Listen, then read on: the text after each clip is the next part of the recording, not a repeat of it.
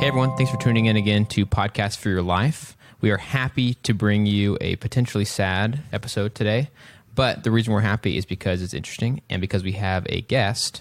We're going to be talking about crying today, so get your box of tissues and help us introduce our guest, Tim Pyatt.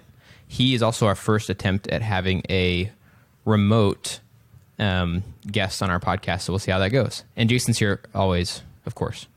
Hi, I'm Jason. Tim, tell us who you are and why you are here talking about crying.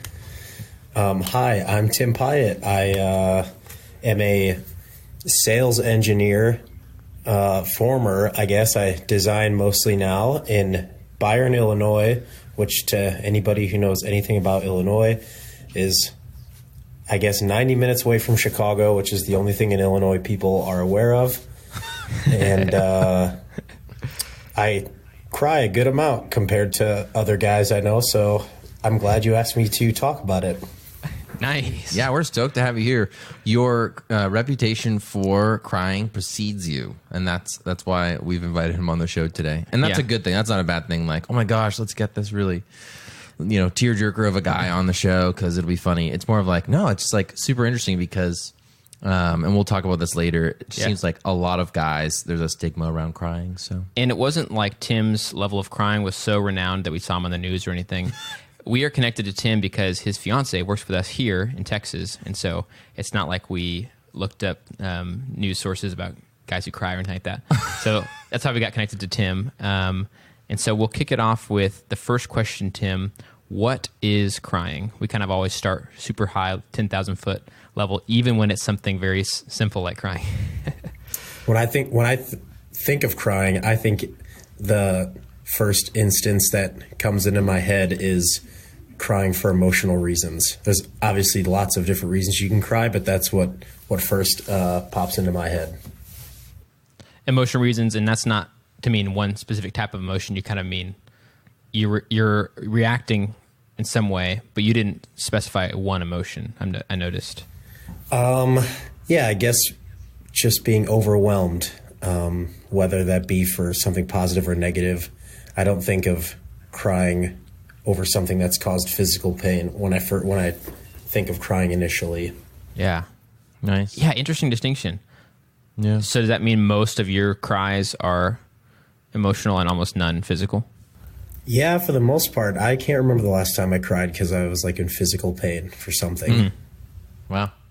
Yeah, there must be an that's age interesting. where that kind of tapers down or something like that. But I think it gets to a point where it's like I have a sibling who suffers from a chronic illness, and there's lots of tears shed with that. And I think it gets to a point where it passes a threshold, and just like your body has these kind of natural instincts to cry, which I think is a little bit of a release of pressure maybe that's built up. And so I think in some situations people cry just because it's like, this is what my body does in response to some sort of pain. I think a lot of it as we grow older is emotional pain, but I think the physical pain still exists. But yeah, I'm in the same boat, Tim. I can't remember the last time I cried because I was like, oh, my finger, I stubbed my toe, like... If you were, so say some alien species was trying to understand us as a race, how would you describe what is happening to your body when you cry? The description I was thinking of is just that water comes out of your eyes. Yeah. Is it water though, or is it some kind of weird saline sort of solution? It's salty. It's salty, exactly. Yeah, tears are always like, oh, yikes. So yeah, water comes out of your face, but yeah, there's not I guess much to talk about there. Sorry, I didn't boil it down as simply as you did, and I apologize. Yeah, it's okay. Very few people need it boiled down. No people do. Only some people don't think other about races. that. They're like, wait a minute, I didn't even know that I could boil down crying to water coming out of your eyes. Yeah. I sweat. That's what crying is. So, and we've kind of talked about what it is, why people do it. And then I guess, what do you think is behind some of the stigma against crying? Like, what's the deal there? The most obvious one is just, I guess, masculinity. Crying even a couple decades ago from a male would have been a very, I think, weak thing or thought of as a weak thing. And that's dropped significantly, thankfully. Yeah. Yeah, I would agree. I think one of the stigmas around crying, especially as it pertains to dudes, and I think it's fun that three guys are talking about crying. It just doesn't happen nowadays. Yeah, is I think that it's considered a sign of weakness. You know, like it can sometimes feel like you're a wuss because you're crying. Like you got to hold it in, you got to be strong and stuff. When I don't necessarily think that it does. I almost feel like it has nothing to do with your like personal stamina or your personal capacity to handle physical pain or stress or emotional pain. I honestly think like it's sort of unrelated, but somehow we've said, oh, crying is something that expresses like what you're feeling inside, and therefore you shouldn't show it because it's like showing weakness. I don't know. And I feel like there's just a level of being in touch with one's emotions that comes with crying. It probably doesn't mean you're only in touch with the emotions that cause you to cry. I would guess that it means that you're probably most likely in touch with all emotions and not just in one direction, which I think is probably a good thing. And it's weird that we probably don't think through it really, but it's weird that we have any stigma at all against being in touch with one's emotions. I don't know. For me, I feel like it goes hand in hand with you're able to wear your emotions on your sleeve. If that means it comes in the form of crying, and you're, I guess not afraid to show it. Then that I don't know. Losing my train of thought in it a little bit, but I think of my dad. He's a civil engineer. There's sometimes he does things that are quirky and unexplained, but for some reason, from his upbringing, he will, if something is making him emotional, he just cries. And so growing up, I never thought it was anything too weird to have a grown man cry, but that's just what I think of. Yeah. So you had that example early, instead of like the sort of suck it up, don't show any emotion kind of example, which I think a lot of us probably have that example more commonly than in your case. Yeah. Interesting. So would you say that probably growing up and like how you're raised has something to do with it? Like how people are raised affects whether they're like more open to crying or not? Yeah, I think if my dad was the type that was like would ever have made fun of me as a kid or said something derogatory about me crying, I probably wouldn't. But I mean, just like if my mom's scolded me for something as a kid, I remembered and didn't do that. I mean, Emily knows me pretty well. There's still things as a 29-year-old that I worry about what my mom thinks about me, even though it's I don't live at home and I have my own life. So yeah, I think if there had been anything that was a negative experience with showing emotions as a kid, I probably wouldn't do it today. Yeah. So maybe that's what it comes down to, is that when we're raised in houses or environments where people put negative stigma around crying, that affects like how we turn out to be as open with crying as we're adults. Yeah. And even people who show emotions really well and are comfortable doing that would probably agree that it's really vulnerable, even if you've done it a lot. And so I guess knowing that that's the truth, it's really easy for something that vulnerable to be something that many of us decide to just end up hiding instead of enduring. What was a memorable moment for you when you cried? One that stands out when you think about crying? My dad and I I was in high school. I can't remember if it was junior or senior year.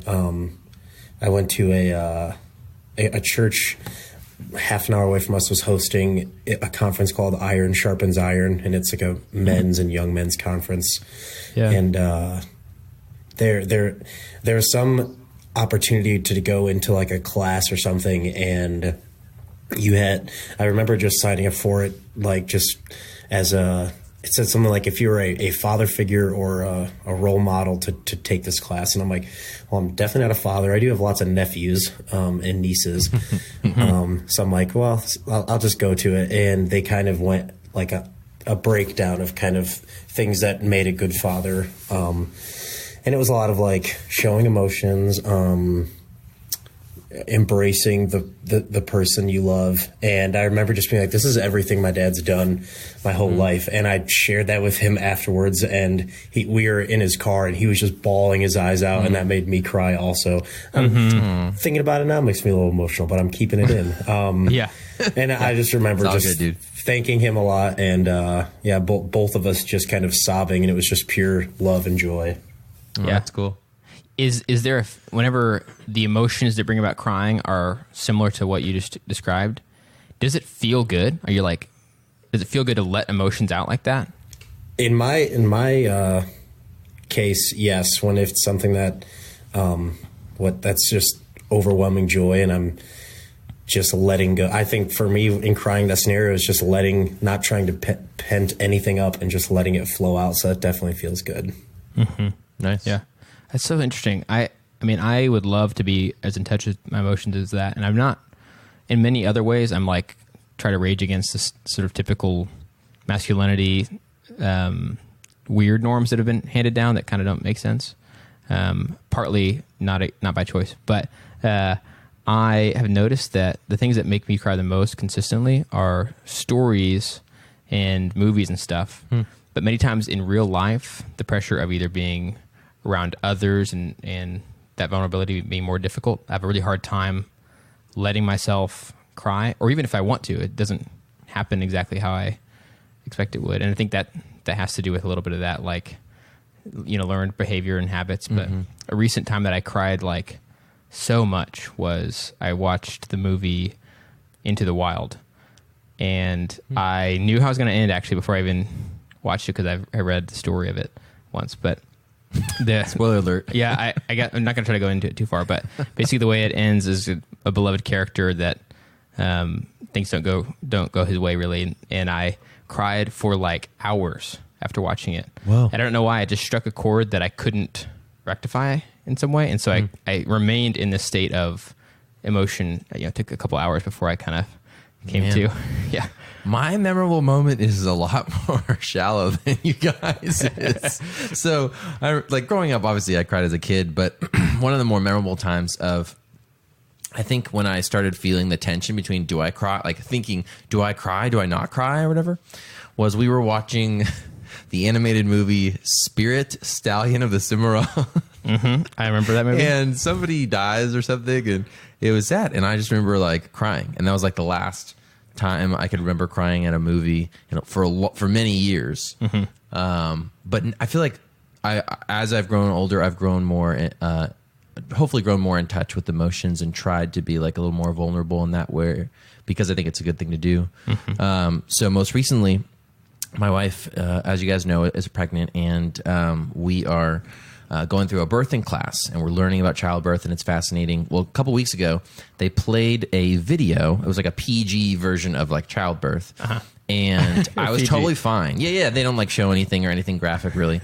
And, they're showing it, and they're basically showing the lady like experiencing the pains, and the husband, and it's, artistic and quiet, and it's just like a nice little video about childbirth. And then the moment that made me just like, this wave of emotion and this huge ball in my throat came up was when the baby was born, was delivered, and started crying. That's when I was just like, oh my gosh. And I think mostly it was because before being pregnant, I don't think I ever would have had that kind of emotion. I'd be like, oh, that's sweet. But I think because it was so oh my gosh, I'll get to experience that really soon. Yeah. That I was just like, hold it together. Yeah, now it's relatable, whereas before it was not. Yeah. Other than your own birth, you couldn't relate to it. Yeah, but it was unexpected. It caught me off guard, and I was just like, why am I so... Anyway. Okay, Tim, so what's the verdict on crying?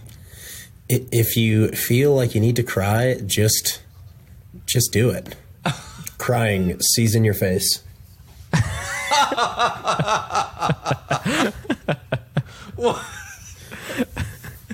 You had that one in your back pocket, because no, that was it. That's just improv, baby. No way. I don't think we're gonna be able to top that. Crying, boys will be boys. That's what they're always saying. Every time someone says boys will be boys, they're talking about their kids crying. Yeah. Well, that's all the time we have. Tim, thanks so much for coming. Yeah, thanks for having me. I'm glad I'm known for my crying ways. If you really want to see a good example of it, come to our wedding where I'm going to be crying the whole day. It's the whole day. There we go. That's a formal invitation. Yep. So thanks for listening, everyone, and we'll see you guys next week. See ya.